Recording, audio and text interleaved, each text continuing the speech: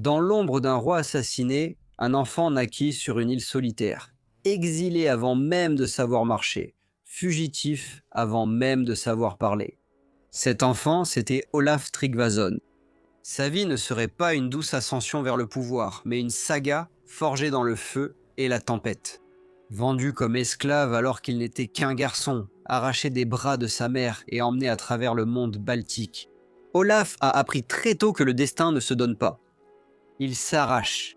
Il s'élèverait des chaînes pour commander des dracars, de l'obscurité à la royauté, gravant son nom dans les frontières rudes de l'ère viking. Lorsqu'il revendiqua enfin le trône de Norvège, il ne régna pas comme un héritier passif, mais comme une force de bouleversement. Avec une épée dans une main et la croix dans l'autre, Olaf chercha à briser les anciens dieux et à baptiser un royaume. Les temples brûlaient, les chefs pliaient le genou ou se brisaient sous sa volonté. Pour certains, il était un tyran qui régnait par la peur et le feu. Pour d'autres, il était l'instrument choisi du destin, le roi qui arracha la Norvège des ténèbres païennes vers la lumière de la chrétienté. La vie d'Olaf Tryggvason n'est pas seulement l'histoire d'un roi, c'est l'histoire de la transformation elle-même. D'un homme qui s'est élevé des profondeurs les plus basses pour transformer une nation, et dont la légende résonne encore à travers les froides mers du Nord. C'est un récit de douleur, de souffrance, et d'un homme forgé par des tragédies sans fin. Sa vie a-t-elle fait de lui un méchant? Cela, c'est à vous d'en décider. Voici son histoire, selon la saga des rois nordiques. Notre histoire commence avec la mort du roi Tryggve Olafsson, roi du Viken, qui fut assassiné par le haut roi de Norvège, Harald Manteau de Gris, en l'an 963. Sa veuve enceinte, Astrid, s'enfuit en secret, emportant avec elle autant de richesses qu'elle le pouvait. Son fidèle père nourricier, Forolf, resta fermement à ses côtés, tandis que ses amis loyaux montèrent la garde contre les ennemis, tapis dans l'ombre. Enceinte, Astrid chercha refuge sur une petite île au milieu d'un lac isolé. Là, elle donna naissance à un fils qui fut aspergé d'eau et nommé Olaf, d'après son grand-père. Elle resta cachée tout l'été, mais à mesure que les jours raccourcissaient et que l'hiver approchait, elle fut contrainte de retourner sur la terre ferme. Voyageant uniquement de nuit et ne parlant à personne, elle finit par atteindre la maison de son père. Harald Manteau Gris et son frère Gudrod se rendirent au domaine autrefois détenu par le défunt Tryggve Olafsson. Mais Astrid avait disparu et aucune trace d'elle ne put être retrouvée. Bientôt, une rumeur leur parvint selon laquelle elle était enceinte. Harald Manteau Gris et le roi Tryggvi étaient tous deux du sang de Harald à la belle chevelure, le premier roi de Norvège. Un membre de la dynastie de Harald à la belle chevelure pouvait prétendre au trône, mais ce qui comptait, c'était la force de s'en emparer et la volonté du peuple de le soutenir. Tryggv avait été dangereux simplement par son existence, et il a donc été assassiné. Maintenant, si Astrid donnait naissance à un fils, cet enfant serait lui aussi un rival, et Manteau Gris ne souffrirait pas que des rivaux vivent.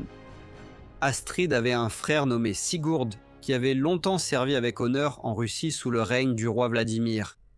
Désirant trouver refuge auprès de lui, elle décida d'entreprendre le voyage.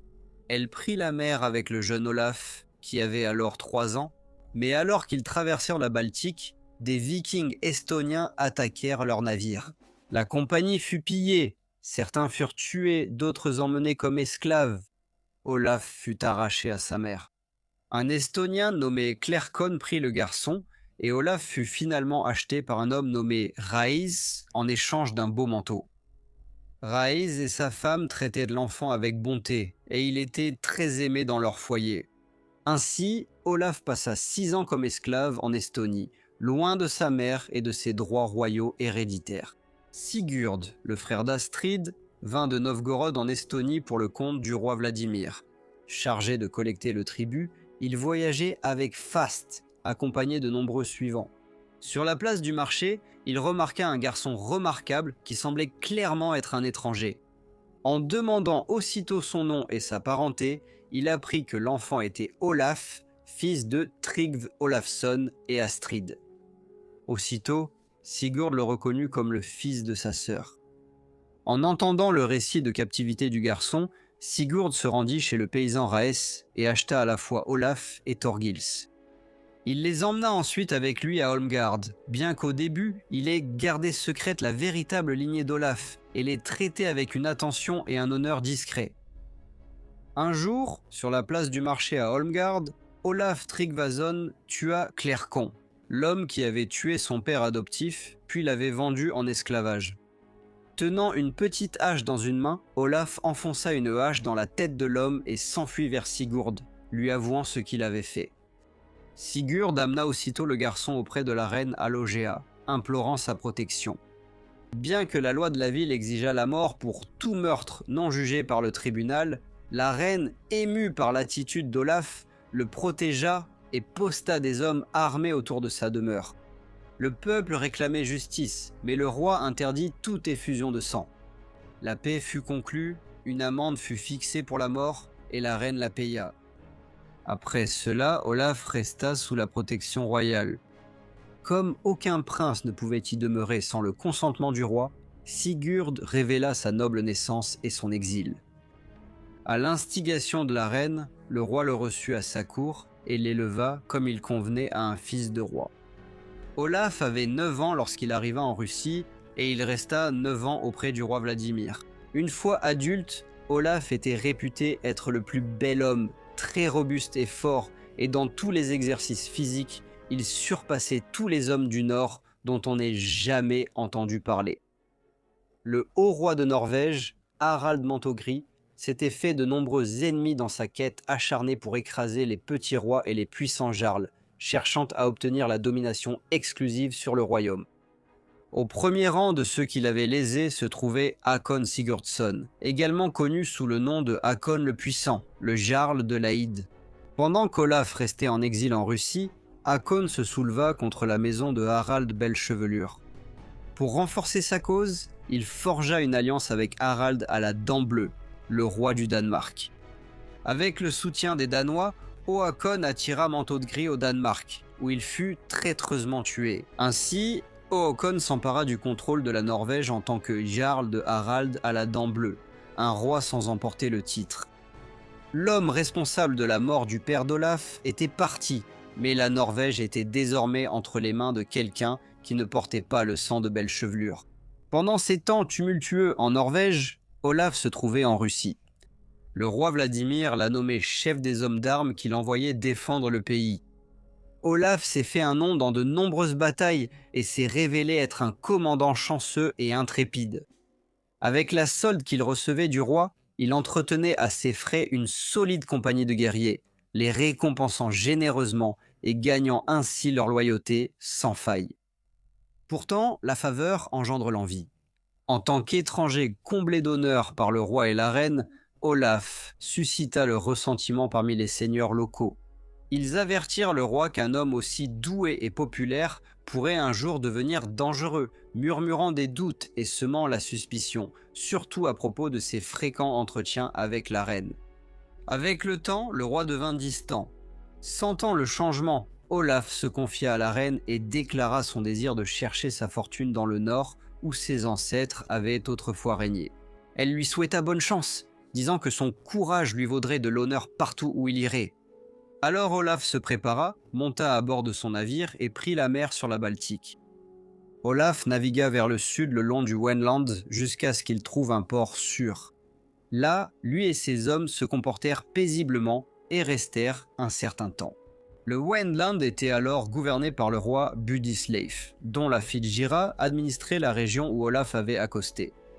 Ayant entendu parler de ces étrangers nobles mais paisibles, la reine Gira, par l'intermédiaire de son conseiller, les invita à passer l'hiver sous sa protection, car la saison était avancée et le temps rude. Olaf accepta et, à l'automne de l'année 982, se rendit à sa cour. Ils s'attachèrent rapidement l'un à l'autre. Cet hiver-là, Olaf épousa la reine Gira et régna à ses côtés sur ses terres. Olaf devait avoir environ 19 ans. Olaf vécut 3 ans au Wendland avant que le malheur ne frappe sa maison. La reine Gira tomba gravement malade.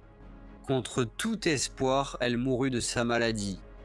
Sa perte pesa si lourdement sur Olaf que Wendland ne lui apporta plus aucune joie par la suite. Le chagrin agitait son esprit tourmenté. Il rassembla des navires de guerre, arma ses hommes et reprit la mer.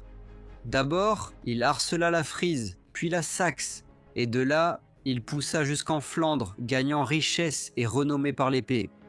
Un skald chanta ceci sur les aventures d'Olaf. La large hache d'Olaf, en acier brillant, laissa de nombreux repas aux loups timides. Les cadavres difformes des Saxons gisaient entassés, proie des chevaux de la sorcière. Elle chevauche la nuit près des mares de sang, là où, en plein jour, se tenaient les hommes de Frise. Ces chevaux étanchent leur soif et s'envolent vers le champ où reposent les Flamands. L'ami des corbeaux vêtu à la manière d'Odin, Olaf, qui sait bien réprimer ses ennemis, a laissé de la chair flamande pour bien des festins, avec sa large hache d'acier brillant. Par la suite, Olaf Tryggvason a navigué vers l'Angleterre et a largement ravagé ses côtes. Il a poussé vers le nord jusqu'en Northumbrie, puis s'est tourné vers l'Écosse, ravageant ses côtes. De là, il fit la guerre aux Hébrides, puis navigua vers l'île de Man où il combattit de nouveau. L'Irlande a ressenti sa fureur, puis le pays de Galles, qu'il a dévasté par le feu et l'épée, ainsi que la terre de Cumberland. Enfin, ayant l'intention de retourner en Angleterre, il arriva aux îles Scilly, loin dans la mer occidentale. 4 années s'étaient écoulées dans une guerre incessante depuis qu'il avait quitté Wendland et repris la vie de roi des mers. Cette chanson a été composée en son honneur. Le jeune roi courageux qui ne recule jamais bat les Anglais en Angleterre. La mort se répand à travers la Northumbrie par la hache de guerre et la large pointe de lance. À travers l'Écosse, il chevauche avec ses lances pour embarquer ses hommes sur ses navires étincelants. Nourrissant les loups partout où il passait, le jeune roi menait une chasse sanglante. Les vaillants archers dans les îles ont abattu des ennemis qui gisaient entassés en tas. Les Irlandais ont fui à l'évocation du nom d'Olaf, fuyant devant un jeune roi en quête de gloire. En Bretland et en Cumberland, les gens ne pouvaient pas lui résister. Leurs cadavres gisaient en grand nombre dans les champs, proie des corbeaux et des loups hurlants. Pendant qu'Olaf était dans les îles Scilly, il entendit parler d'un ermite qui, disait-on, prévoyait les événements à venir. Curieux de le mettre à l'épreuve, Olaf envoya d'abord un guerrier richement vêtu pour se faire passer pour un roi. Le voyant répondit calmement « Tu n'es pas le roi, mais sois-lui fidèle », et il n'ajouta rien de plus. Intrigué, Olaf s'y rendit lui-même et demanda quel destin l'attendait. L'ermite répondit « Tu seras un roi renommé et accompliras de grands exploits. Beaucoup viendront à la foi et au baptême grâce à toi. Et comme preuve, lorsque tu retourneras à tes navires, la trahison se dressera contre toi. Une bataille s'ensuivra, beaucoup de tes hommes tomberont, et tu seras grièvement blessé et porté sur un bouclier jusqu'à ton navire.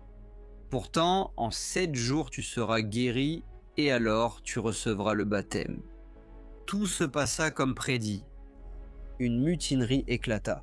Olaf fut grièvement blessé et transporté sur son navire. Mais en moins d'une semaine, il fut rétabli. Convaincu du don divin de l'ermite, Olaf revint et apprit que c'était le Dieu chrétien qui révélait de tels mystères. Touché par ces paroles et les signes qu'il avait vus, Olaf reçut le baptême, ainsi que ses compagnons. Il resta là quelque temps, embrassant la foi et prenant avec lui des prêtres et des hommes instruits. Ils abandonnèrent tous les anciennes coutumes et les dieux de leurs ancêtres. À l'automne de l'année 988, Olaf partit des îles Scilly pour l'Angleterre. Comme lui et le pays étaient désormais chrétiens, il vint en paix.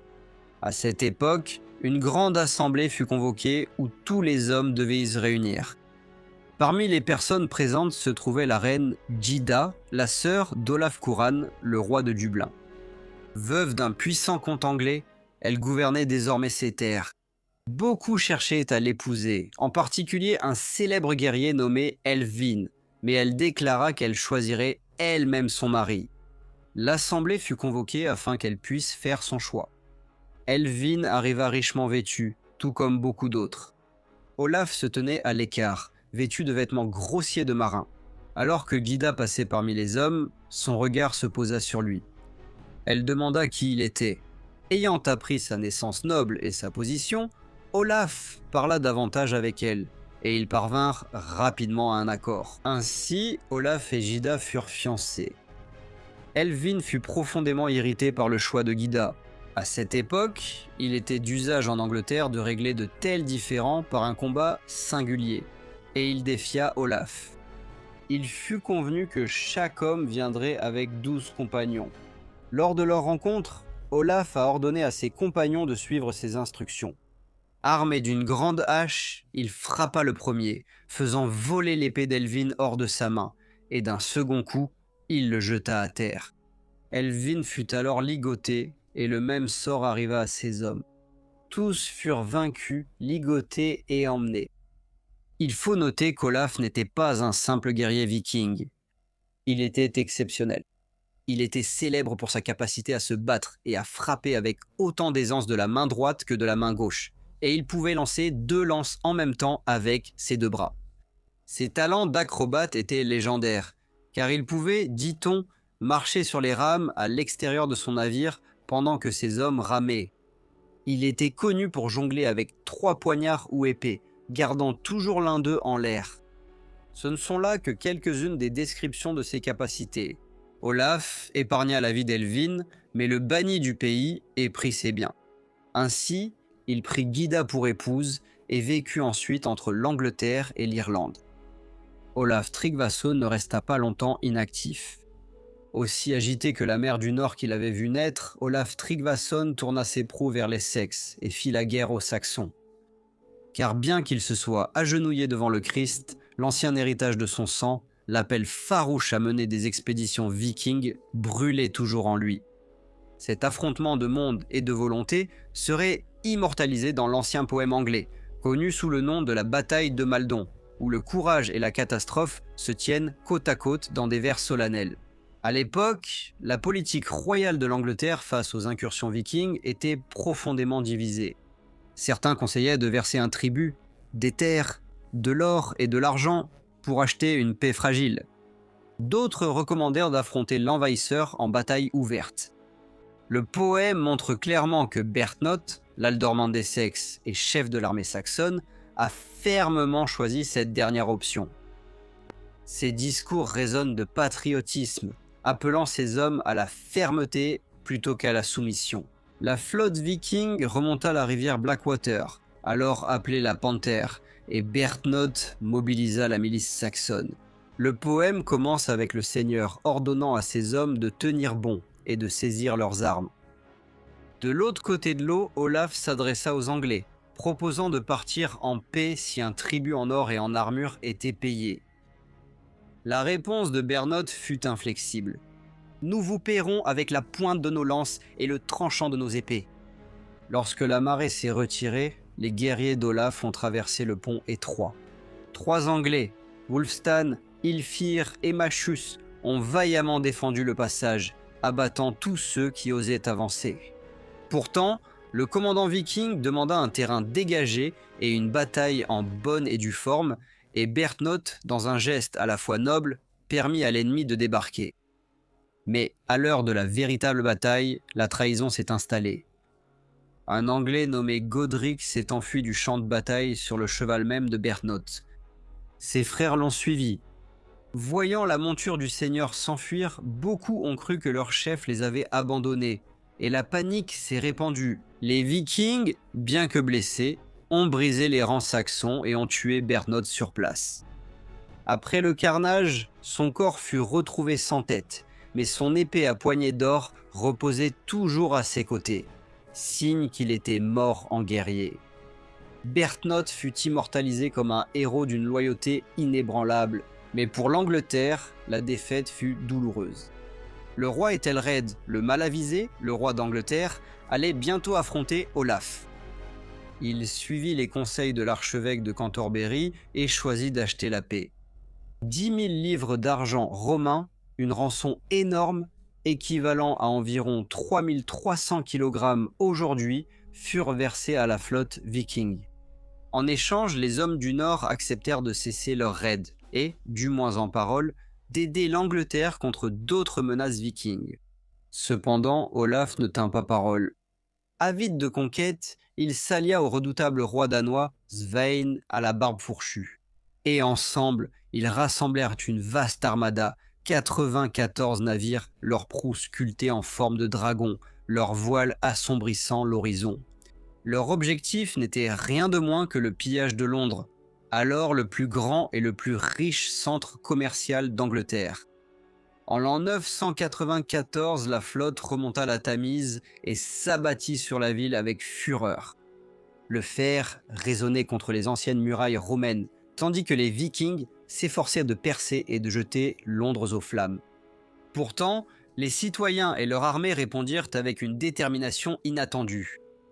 Depuis les remparts et les rives, ils combattirent avec un courage désespéré, tandis que les solides fortifications de la ville et peut-être un nouveau pont de bois érigé sur la Tamise empêchèrent les Drakkars de remonter plus loin le fleuve. L'assaut faiblit. La coalition d'Olaf et de Sweyn subit de lourdes pertes et les murailles de Londres restèrent inviolées. Ce fut une défaite rare et cuisante pour une armée aussi puissante. Mais bien qu'ils aient été repoussés, les hommes du Nord ne quittèrent pas les côtes de l'Angleterre.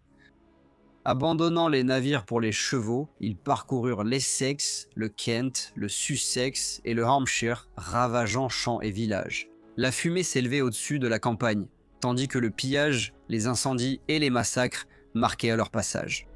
Face à un ennemi aussi rapide et insaisissable, le roi Ethelred l'Indécis ne trouva aucune réponse décisive lors des batailles rangées.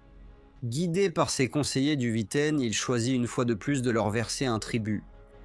16 000 livres d'argent furent promises aux envahisseurs, une rançon stupéfiante. Et les Vikings reçurent des quartiers d'hiver à Southampton, où des provisions leur furent fournies par la population même qu'ils avaient ravagée. Cette campagne allait être la dernière fois qu'Olaf faisait la guerre à l'Angleterre. Après avoir pris son argent et avoir été parrainé lors de sa confirmation chrétienne sous le patronage d'Ethelred, il quitta les eaux anglaises et mit le cap sur Dublin, où régnait son beau-père. Pendant ce temps, Hakon Sigurdsson, le dirigeant de la Norvège, commença à entendre des rumeurs inquiétantes. Des marins parlèrent d'un homme loin à l'ouest, au-delà de la mer du Nord, appelé Olaf, un homme que beaucoup considérèrent déjà comme un roi. À partir de ces rumeurs, le jarl devint méfiant. Il savait que Tryggve Olafsson avait autrefois eu un fils nommé Olaf Tryggvason, un enfant qui, après la mort de son père, avait été emmené à l'Est, en Russie, et élevé à la cour du roi Vladimir. Bien que l'on dise qu'Olaf venait de Russie, ce détail ne fit qu'accentuer l'inquiétude de Håkon. Plus il se renseignait, plus il craignait que cet aventurier venu de l'Ouest ne soit effectivement ce même Olaf, un véritable héritier de la lignée royale de Norvège. Déterminé à découvrir la vérité, le jarl fit confiance à son ami Thorer Klakker, un voyageur chevronné qui avait longtemps navigué en tant que viking et marchand et qui connaissait bien les terres de l'Ouest. Håkon envoya Thorir traverser la mer du Nord sous couvert d'un voyage commercial à Dublin, comme le faisaient souvent de nombreux Norvégiens. Sa mission, cependant, était secrète. Il devait découvrir qui était réellement cet Olaf. S'il trouvait une preuve certaine que cet homme était Olaf Tryggvason ou tout autre prince de sang royal norvégien, alors Thorer devait gagner sa confiance par la ruse et la tromperie et, si possible, l'attirer sous la coupe du jarl. Thorir navigua vers l'ouest jusqu'en Irlande et apprit bientôt qu'Olaf se trouvait à Dublin, chez le père de sa femme, le roi de Dublin.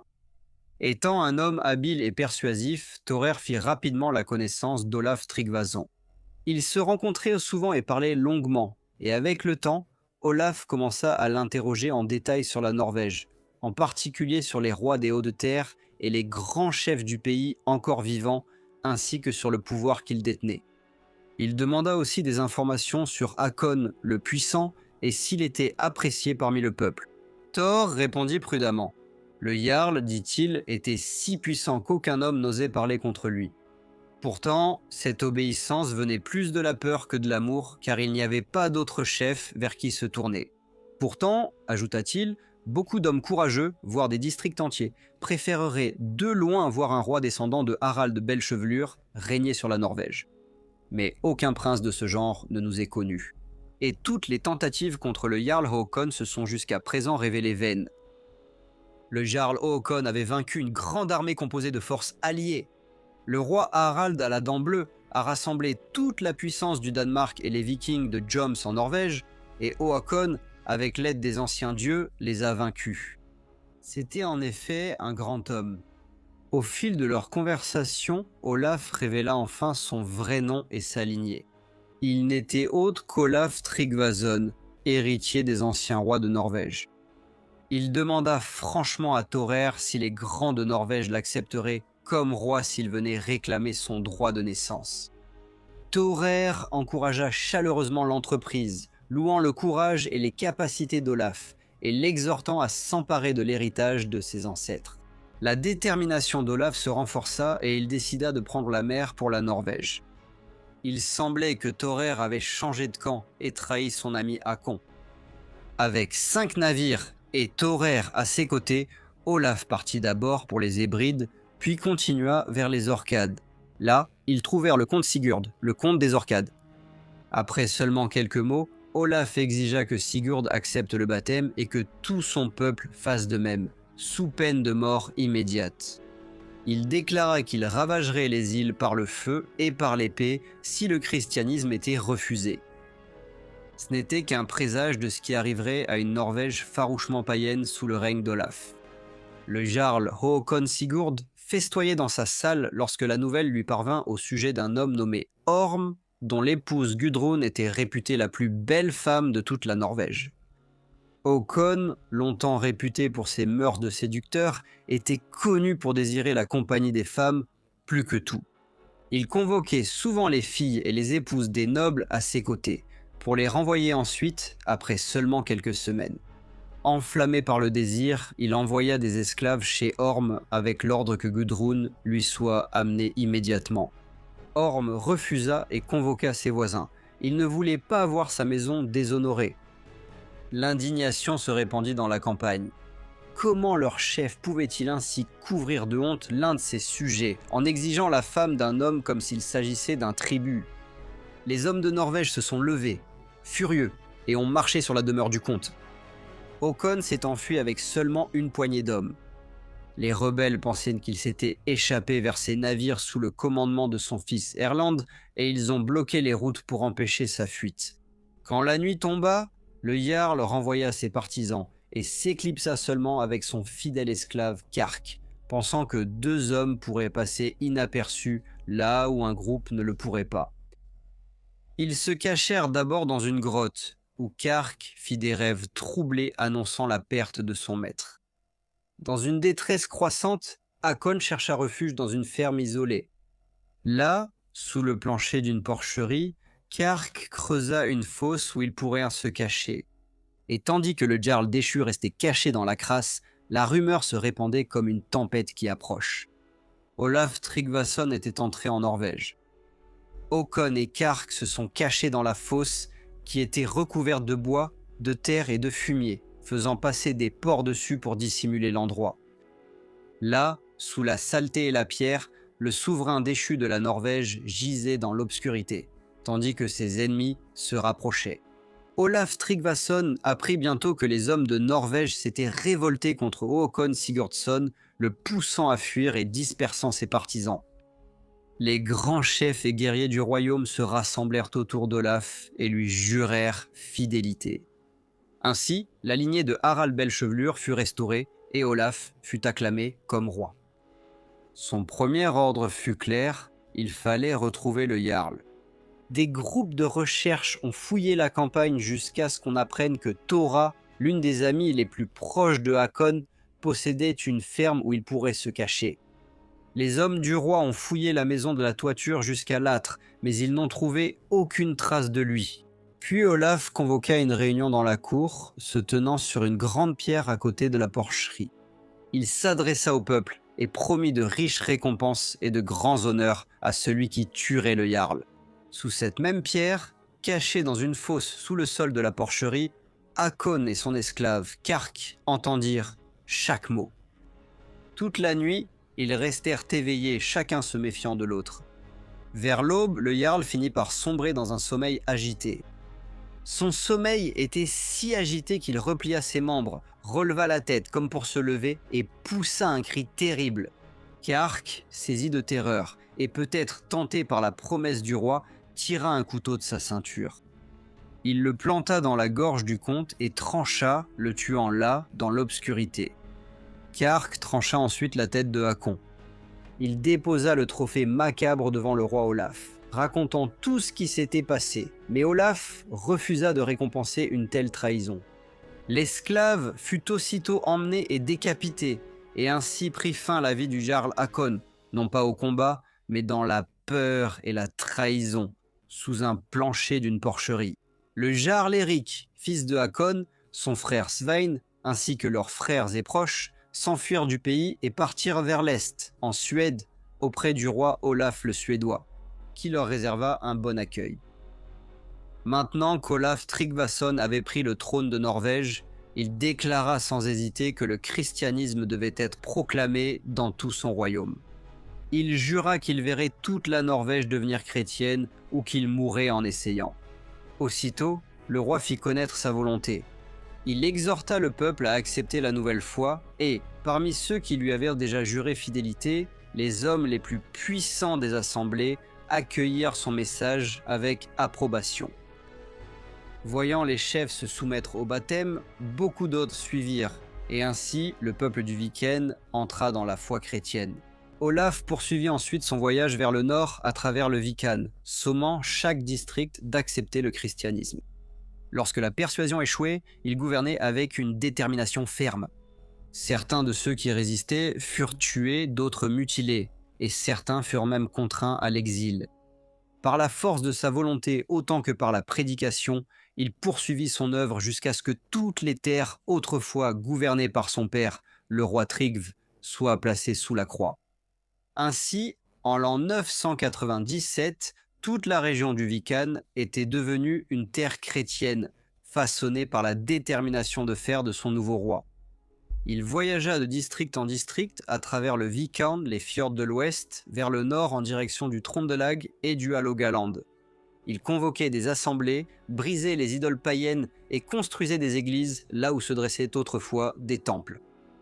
Les chefs se voyaient offrir un choix radical, le baptême ou la ruine.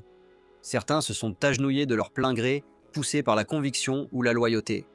D'autres ont cédé face aux menaces du roi, la mort, la mutilation ou l'exil.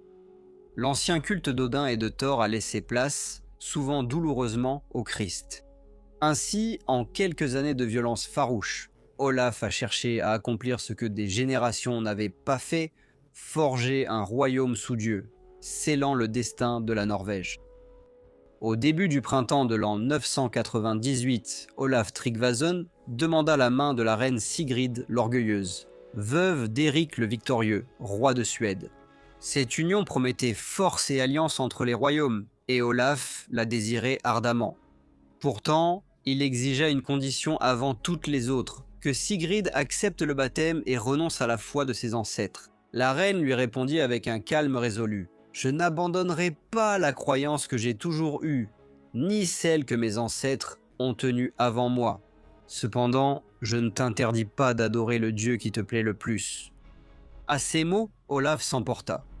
Dans sa colère, il s'écria « Pourquoi devrais-je t'épouser, toi, une femme païenne vieillissante ?» Et dans un geste irréfléchi et lourd de conséquences, il la frappa au visage avec son gant. Puis il se leva, mettant fin à la rencontre dans l'amertume. Sigrid, impassible, le regarda et dit calmement « Cela pourrait un jour causer ta mort. » Et ses paroles planèrent comme un sombre présage sur les années à venir. Peu après, Olaf convoqua une assemblée et proclama devant le peuple rassemblé que tout homme reconnu coupable de fréquenter des esprits maléfiques, de pratiquer la sorcellerie ou de s'adonner à la magie serait banni du pays. Il déclara que la Norvège n'abriterait plus ceux qui s'accrochaient aux arts sombres et interdits. Sur ordre du roi, la campagne fut fouillée, et tous ceux qui étaient soupçonnés de telles pratiques furent arrêtés et amenés devant l'assemblée. Pourtant, Olaf ne prononça pas immédiatement la sentence. Au lieu de cela, Il ordonna qu'ils soient rassemblés dans une grande salle richement décorée. Là, un grand festin fut préparé, et on leur servit en abondance de l'alcool fort. Lorsque les hommes furent profondément ivres et submergés par l'ivresse, le roi donna un ordre terrible. La salle fut incendiée, et les flammes s'élevèrent rapidement tout autour. Personne n'a survécu.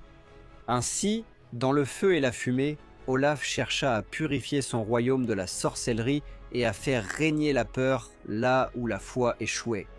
On raconte qu'une fois, alors qu'Olaf Tryggvason donnait un festin un soir, un vieil homme étrange se présenta à lui, doté d'une grande éloquence et portant un large chapeau rabattu sur le front. Il n'avait qu'un œil et semblait posséder la connaissance de toutes les terres sous le soleil. Le roi l'accueillit chaleureusement et tous deux engagèrent une longue conversation. Olaf, ravi par la sagesse de l'étranger, l'interrogea sur de nombreux sujets, et à chaque question, le vieil homme donna des réponses promptes et réfléchies. Ainsi, ils parlèrent jusque tard dans la nuit, le roi étant toujours avide de nouveaux récits des temps anciens. Finalement, l'évêque rappela à Olaf qu'il était temps d'aller se reposer, et le roi se retira dans sa chambre. Pourtant, même le vieil homme s'assit sur le tabouret et continua à raconter ses histoires, chaque récit s'enchaînant sans fin au suivant. De nouveau, l'évêque exhorta le roi à dormir, et finalement Olaf ferma les yeux. L'étranger partit discrètement. Peu de temps après, le roi se réveilla et appela son invité, mais il était introuvable. Le lendemain matin, Olaf fit venir son cuisinier et son maître de cave, et leur demanda si des hommes inconnus étaient venus parmi eux. Ils répondirent qu'en préparant le repas, un étranger était entré et les avait réprimandés pour avoir servi un mauvais repas au roi. Il leur avait donné 2 gros morceaux de bœuf de choix, qu'ils avaient ajoutés à la marmite. À ces mots, le roi ordonna que toute la viande soit jetée immédiatement. « Cet homme, dit-il, ne peut être autre qu'Odin, que les païens ont adoré si longtemps. Mais Odin ne nous trompera pas. » Et ainsi, le roi s'assura que ni par la parole ni par la nourriture, les anciens dieux ne trouveraient leur place à sa table. Olaf marcherait à la tête de toutes ses forces vers le Trøndelag, où la résistance la plus farouche au christianisme persistait. Les chefs et les grands guerriers se rassemblèrent en armes, déterminés à défendre les anciens dieux.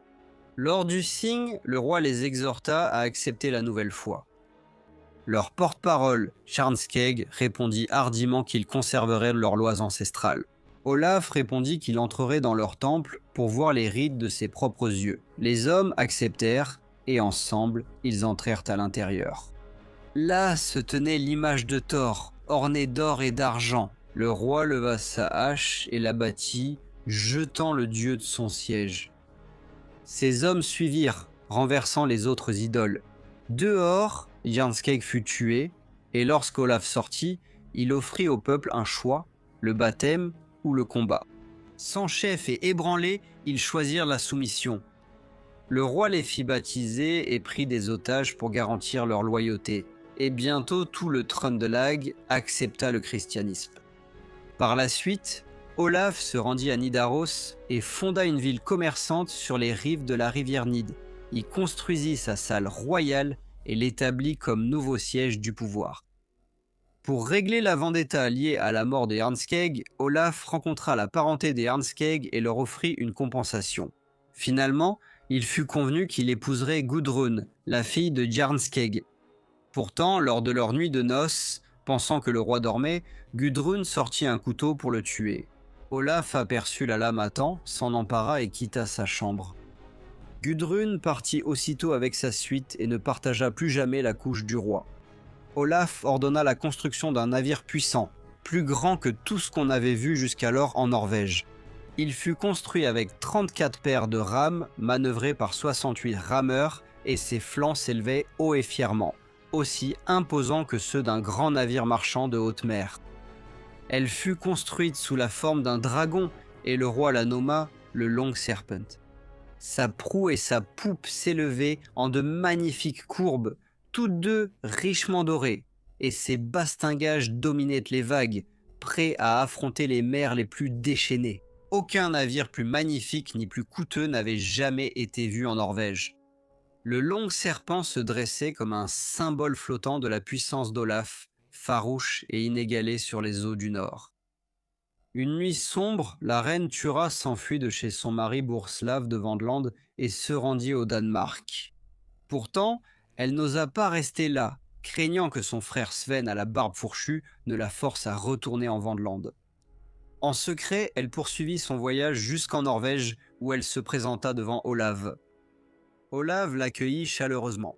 Elle parla de ses peines et demanda sa protection, et le roi, frappé par sa grâce et son éloquence, lui demanda bientôt sa main. Ne voyant guère d'autre refuge et considérant comme une chance d'épouser un souverain renommé, Thura consentit. Ils se marièrent à l'automne et passèrent l'hiver ensemble à Nidaros. Quand le printemps arriva, Thura pleurait souvent, se lamentant des riches terres et des trésors qu'elle possédait au Wenland et qui lui étaient perdus. Avec des paroles douces, elle exhorta Olaf à récupérer ses biens, disant que le roi Burisl ne lui refuserait pas. Ses conseillers le mirent en garde contre une telle entreprise, mais Thura insista. Un jour, Olaf lui apporta de nombreux cadeaux, mais elle les rejeta, disant que son père Harold, Lutu, avait offert des cadeaux plus précieux à sa mère et n'avait pas eu peur de prendre la mer pour réclamer ce qui lui revenait.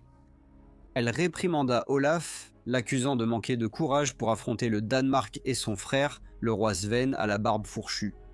À ces mots, le roi bondit de colère et jura bruyamment qu'il n'avait jamais eu peur du roi Sven et que s'ils devaient se rencontrer, ce serait Sven qui céderait.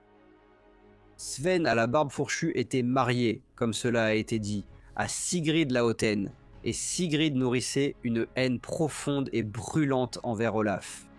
La cause venait de leur précédente rencontre. Lorsqu'Olaf avait cessé de lui faire la cour et l'avait frappé au visage, l'insulte n'avait jamais quitté sa mémoire. Encore et encore, elle incitait le roi Sven à faire la guerre à Olaf. Elle lui rappelait qu'Olaf avait épousé sa sœur Thura sans son consentement, une offense, disait-elle, qu'aucun ancien roi n'aurait tolérée.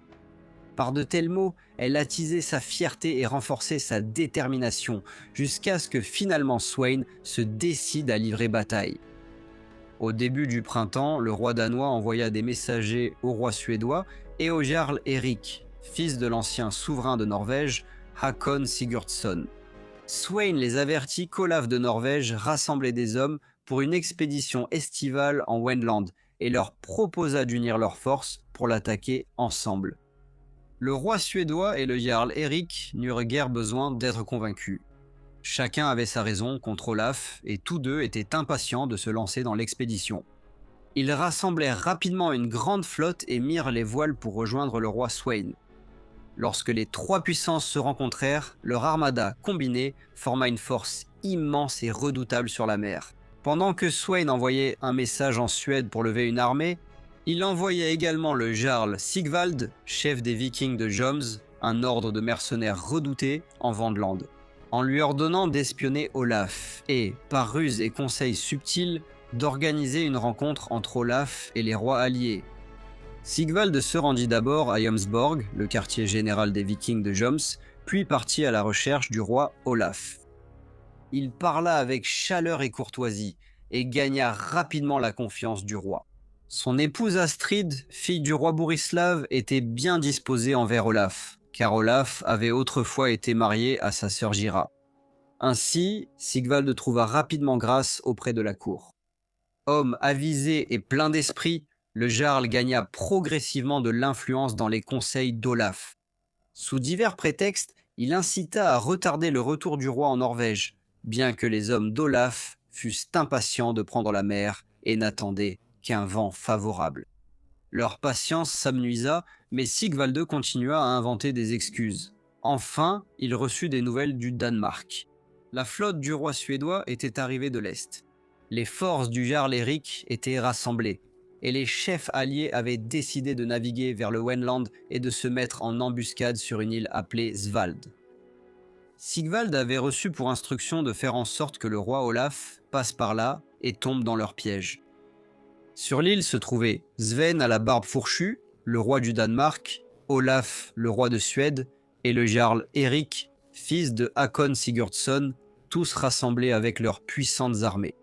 La journée était lumineuse et claire, et les chefs, accompagnés d'une grande suite, sortirent sur l'île pour observer les navires qui avancèrent sur la mer baignée de soleil. Parmi les navires, ils en aperçurent un grand et étincelant. « C'est un noble navire, dirent les deux rois. Cela doit sûrement être le Long Serpent. » Mais le comte Éric répondit calmement. « Ce n'est pas le Long Serpent. » Bientôt, un autre navire apparut, encore plus grand. Le roi Sweyn dit avec mépris, « Olaf doit avoir peur. Il n'ose pas naviguer avec la tête de dragon sur sa proue. » Éric répondit, « Ce n'est pas le navire du roi. » Puis ils virent les navires du comte Sigvald qui virèrent le long de l'île. Après eux vinrent 3 grands navires toutes voiles dehors. L'un d'eux était d'une taille remarquable. « Voilà le Long Serpent !» s'écria le roi Sweyn. Il ordonna à ses hommes d'embarquer. Mais le comte Éric conseilla la patience. Olaf possède d'autres navires majestueux en plus de celui-ci. Attendons. Certains se moquèrent de lui, disant qu'il ne vengerait pas son père et qu'il serait vraiment honteux qu'une force aussi grande reste inactive pendant qu'Olaf passerait devant eux pour gagner la haute mer. Lorsqu'enfin le véritable Long Serpent apparut entièrement, nul ne pouvait douter qu'il s'agissait bien d'Olaf Tryggvason lui-même qui naviguait à son bord. Alors les rois alliés s'armèrent pour de bon. Avant ce jour, ils s'étaient mis d'accord entre eux que si Olaf tombait, la Norvège serait divisée en 3 royaumes. Celui qui monterait le premier à bord du serpent pourrait la réclamer, ainsi que tous les trésors qu'elle portait, et chaque chef garderait les navires qu'il aurait lui-même conquis.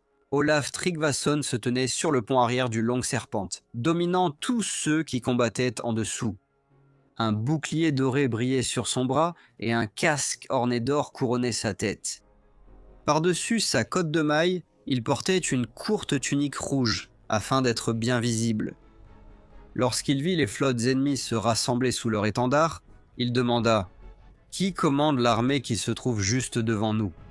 On lui répondit que c'était Sweyn à la barbe fourchue avec l'armée danoise. Olaf répondit « Nous avons peu à craindre de ces Danois. Le courage n'est pas leur point fort, mais qui se tient à leur droite ?» Ils répondirent « C'est Olaf à la tête des forces suédoises. » « Il vaudrait mieux pour ces Suédois, dit Olaf, de rester chez eux avec leurs sacrifices que d'affronter les armes du Long Serpent. » Et qui commande les autres grands navires ? C'est le jarl Eric Hakonsson, dirent-ils.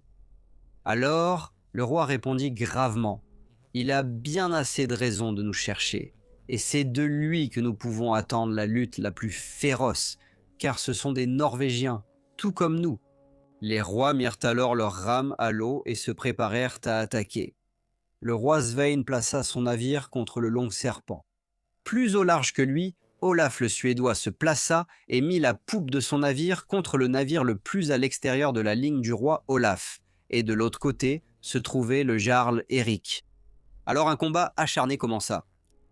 Le jarl Sigvald retint ses navires à la rame et ne se joignit pas à la mêlée, trahissant ainsi Olaf de Norvège.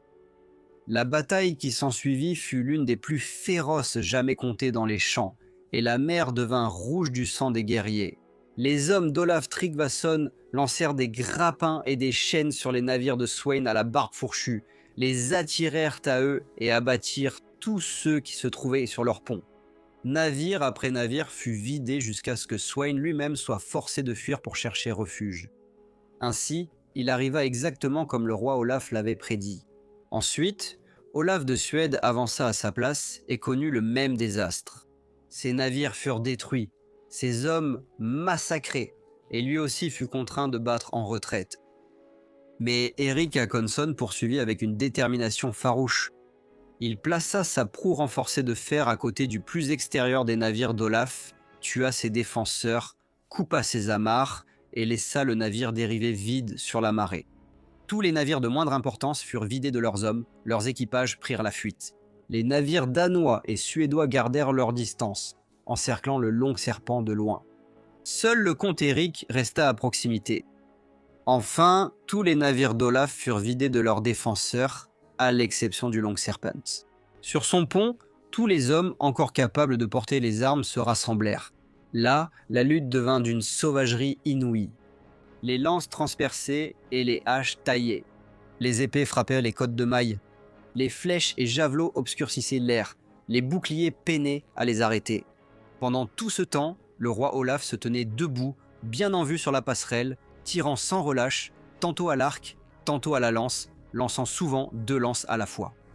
Regardant la mêlée, il dit à ses hommes « Pourquoi frappez-vous si faiblement? Pourquoi vos coups ne mordent-ils pas ?»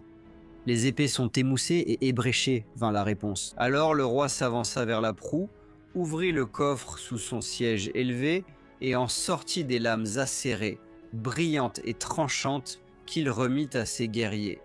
Pourtant, alors qu'il tendait la main, on vit du sang couler sous son gant d'acier, bien que personne ne sût où il avait été blessé.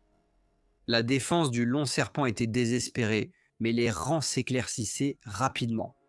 Lorsque le comte Éric vit combien il restait peu d'hommes près du mât, il décida d'aborder. Avec 4 hommes, il sauta sur le serpent et un combat terrible fit rage. Éric fut repoussé sur son propre navire. Certains de ses compagnons gisaient morts, d'autres étaient blessés. Pourtant, il revenait sans cesse jusqu'à ce que les ponts du serpent soient couverts d'hommes tombés. Les guerriers d'Éric affluaient de tous les coins, tandis que ceux qui pouvaient encore se battre se rassemblaient autour de leur roi pour un dernier combat. La fin arriva rapidement. Surclassés et encerclés, les courageux défenseurs tombèrent un à un. Puis, lorsque Olaf Tryggvason vit que tout était perdu et que la fin était vraiment arrivée, il sauta du long serpent dans la mer. La mer.